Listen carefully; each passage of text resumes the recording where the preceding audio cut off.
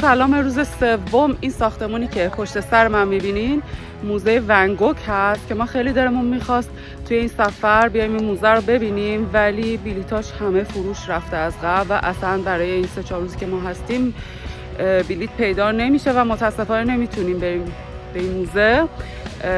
و این موزه همونطور که میبینید توی پارک بزرگی هست.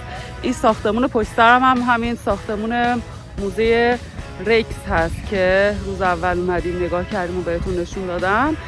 کلا اینجا یه پارک بزرگ باحالیه. این پشت سرم هم به نظر میرسه که یه مارکتی هست که نمیدونیم مارکت چیه. حالا الان میخوایم بریم یه سری بزنیم ببینیم چه خبره.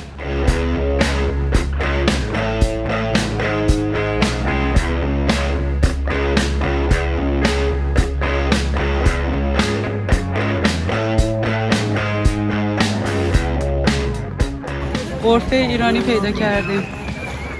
This one we have. Yeah, this one. Yes. اسم این چی؟ فارسی صحبت می‌کنید؟ This is from Iran, yeah. Yeah, what's the name of the... Minakari. But this one is Mina. Yeah, but this is also Minakari. Also Mina. Yeah. Okay, it's other type of that. Yeah.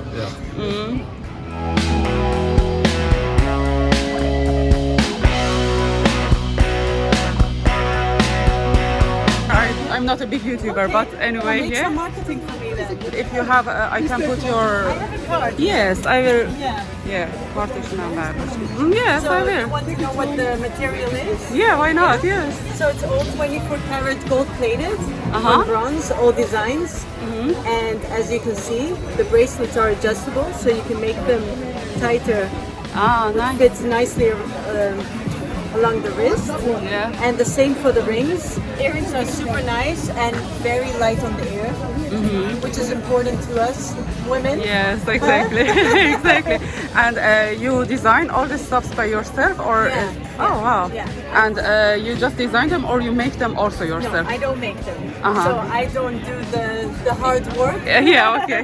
So I do more the thinking Yes, work. exactly. But, Which is very you know, important. if you feel inspired all the time, then that's no problem. Yes, super. Yeah. Thank you for all Thank you. explanations. Thank you. Thank you. Bye. Have a good day. یک نکته‌ای که برای من خیلی جلب توجه کرد تو این چند روز اینه که علاوه بر اینکه خب برخورد آدما به صورت کلی دیگه، یعنی در مجموع مثلا نایستر و یه ذره فرندلی تر و اینطوری هستش نسبت به برلین. یک چیزی هم که هست، کمتر از دوربین و مثلا فیلم و ویدیو اینا میترسن. حتی مثلا خانومه الان که چیز داشت، غرفه طلا جواهر و اینا داشت، سریع کارتشو به من داد، گفت اگه داری فیلم میگیری میتونی بر منم مثلا لینک این چیزا منم بذاری، کارهای منم بذاری و اینا. گفتم آره حتما. بعد خیلی خودش با کمال میل شروع کرد توضیح دادن و این اولین باری نبود که تو این چند روز این اتفاق افتاد که به نظر منم منطقیه. خب کسی که فروشگاه چیزی داره دوست داره که همه بیان وسایلشو ببینن، مثلا آشنا بشن دیگه، بیشتر بعد خوشحال بشه که ازش عکس و فیلم بگیری.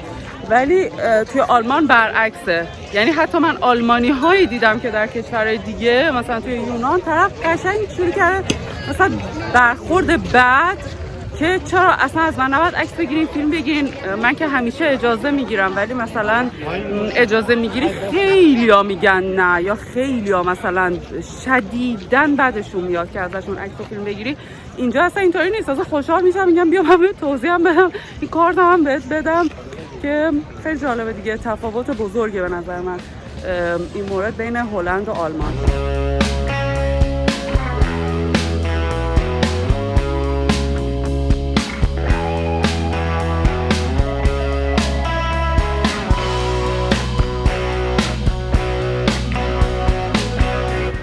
اومدیم این بامیه هاشون امتحان میکنیم، ببینید تازه دارن درست میکنن. بعد اینجا به جای اینکه بندازن تو شهر رو شکلات میریزن یا اینکه با شکر و دارچین.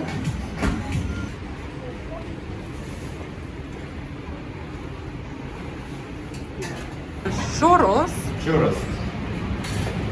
What? Churros. Churros. Churros. Yeah. More chocolate? No, it's enough. Thank you. Super. Little bit cocaine. Yeah. Thank you very much. Like this. I bring the cappuccino, yeah? Thank you. Take it.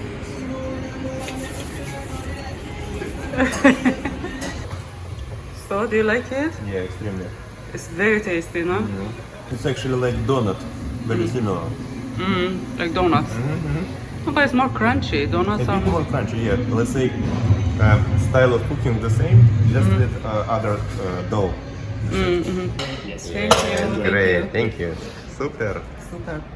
Yeah. چیز ناسالمی هست ولی خیلی خوشمزه است. همین تازه هم درست کرده، همچین کرانچی و داغ اصلا خیلی خوبه. اومدین حتما تازه‌ش رو امتحان کنید. Thank you. Coffee, yeah. Cheers. Cheers. Coffee also very good by the way.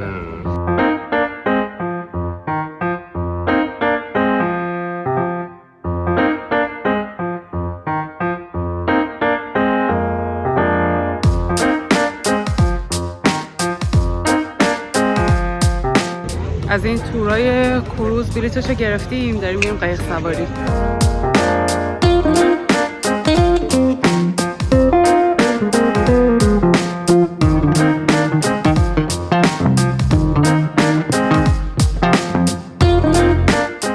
ما از این قایقای سمی اوپنش رو بوک کردیم که میریم. این بغلاش بازه چون امروز هوا خیلی خوبه، به نظرم باحال‌تره. یه سری دیگه هم داشت که بسته بود کلاً، که به نظرم اگه بارون باشه اونا خوبه. اینجوری توی هوای خوب حیفه که آدم بره توی قایق بسته. از این هدفون و اینا بهمون دادن که میتونیم بزنیم اطلاعات و گوش بدیم.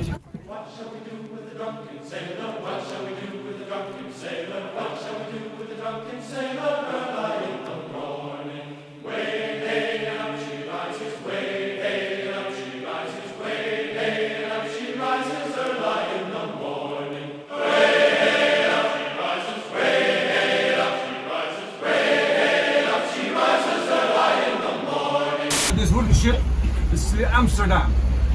As the Amsterdam is a copy of the original Amsterdam. The original was built in 1746. This one was built in the 1980s. It didn't go anywhere. It was built on the other side of the central station. It was towed back here and was put here as an access to the museum. If you want to visit the museum, you can buy a ticket for the boat as well. You can visit it. It's very nice.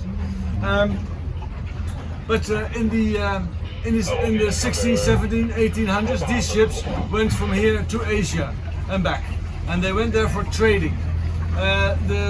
The company who owned these ships was the VOC. VOC, the United East Indian Company, and they had about in their lifespan of 200 years, they had about 4,500 of these boats. They could transport a cargo about 800 tons each, and well, what did they do? They went from here to Asia. They traded. They filled it up with spices, pepper, pepper, nutmeg, cinnamon, ginger, cloves, etc. And they brought it back here, and they sold it here in Amsterdam or the rest of Europe. The company who did this was the VOC. I told you, the VOC was quite a remarkable company. It was its time ahead. It was the first multinational company in the world, and it was also the first company to bring out shares. So all the revenue didn't go to a couples of people, but to the entire city. Everyone from Amsterdam could buy shares of this company. Not only Amsterdam, of course, but also in other cities. So everyone could profit from this gain.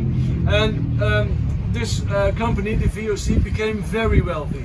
Very wealthy. The VOC is considered to be the most valuable company in the world, ever.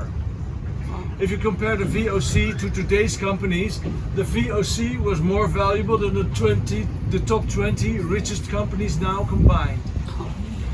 That was a golden age. We didn't call it the golden age for nothing. It was really a good profit. They had this fleet of 4,500 ships, but they had their own army. They were the only ones who were allowed into Japan. They were one of the few who could trade with China, and in a certain time, worldwide there wasn't a single grain of pepper sold or traded without the VOC having a hand in it. And that's what made Amsterdam rich. That's what made Amsterdam, the people, rich. All the buildings you see today, all the candleside buildings, are all built between 1600 and 1900. Before that time, they built the houses out of wood. And wood is the cheapest material, but it burns, and the city burned down a couple of times. That's before 1600. After 1600, they were able, because they got more wealthy, they were able to build their houses out of bricks and sandstone and so on. It's all still there. So I think this boat's not only a part of history, but also a little tribute to the boats that made Amsterdam the way it looks now. I'll show you the back of the ship. Go under there. And we have a couple of statues on the back of the ship. I'll show you them.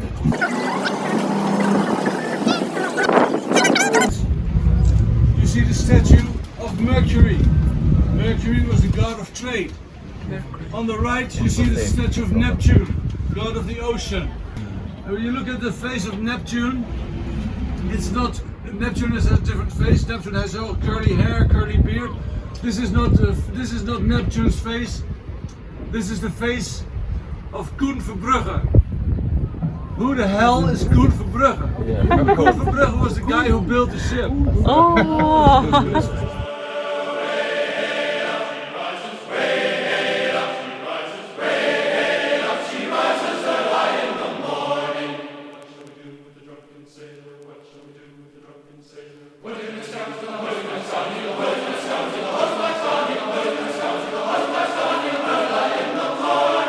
همین تورگایدش توضیح داد، گفت این خونه هایی که مثلا مال پولدارا و ثروتمندا بود و اینا میخواستن تازه خیلی هم بزرگتر و بلندتر از اون چیزی که واقعا بوده خونه رو نشون بدن. بعد میمدن درای پایین خونه رو بزرگتر میساختن ولی پنجره های طبقه بالا رو کوچیک‌تر. شاید هم گفت پنجره های پایین بزرگتر، پنجره بالا ولی به هر حال کوچیک‌تر که مثلا تو پرسپکتیو آدم چی میگن خطای دید ایجاد بشه، آدم فکر کنه که خونه بلندتر از حالت واقعیشه.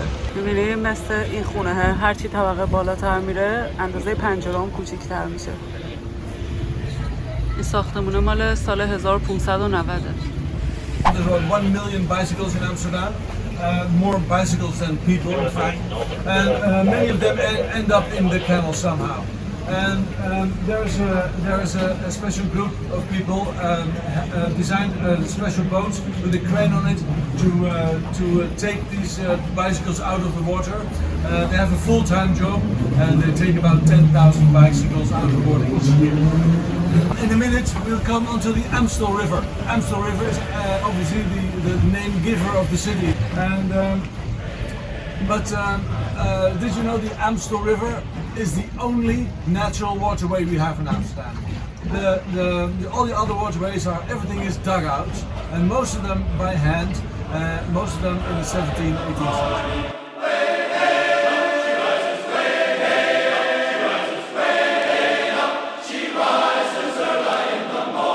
Tour guide, they told you about the bridges in Amsterdam. Huh? We had how many bridges were there? 200 something. 250, yeah. Well, what they didn't tell you is that they only counted the bridges in the old part of town. Amsterdam is a lot bigger than that. And if you take the entire surface of Amsterdam, you start counting the bridges, you'll find that Amsterdam has more than 1,200 main bridges. That's the bridges where cars pass over. If you also count the bridges in parks, the pedestrian bridges and bicycle bridges, then you'll find that Amsterdam has more than 1,900 bridges. They're all numbered and not all named. If you do something special for the city, you can get a bridge named after you.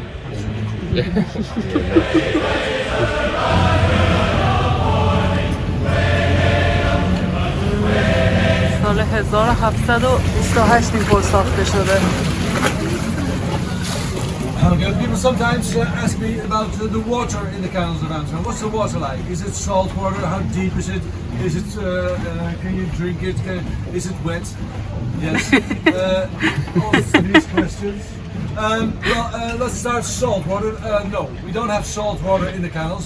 Amsterdam is below sea level, so salt water would mean we have an open connection to the sea, and then the streets would be flooded all the time, and so it's not good. So we keep salt water out.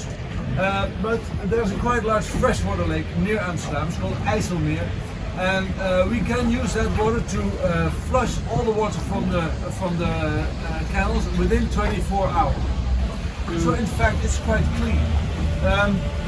I even have colleagues who try to impress their audience, and by taking a glass out of the water and drink it in front of them to prove how clean the water is. Sorry, I'm not going to do that. Please, take my don't word do it. for it. It's quite okay. There's even a lot of swimming going on. There's near the Amsterdam, this boat I showed you, is an actual swimming pool, and there is also an annual swimming race through the canals of Amsterdam. An 8-kilometer race for adults, 2 kilometers for children. Thousands of people take part in this, and most of them survive. About how deep it is, it's about 3 meters deep. There's 1 meter of mud, 1 meter of bicycles, and 1 meter of water.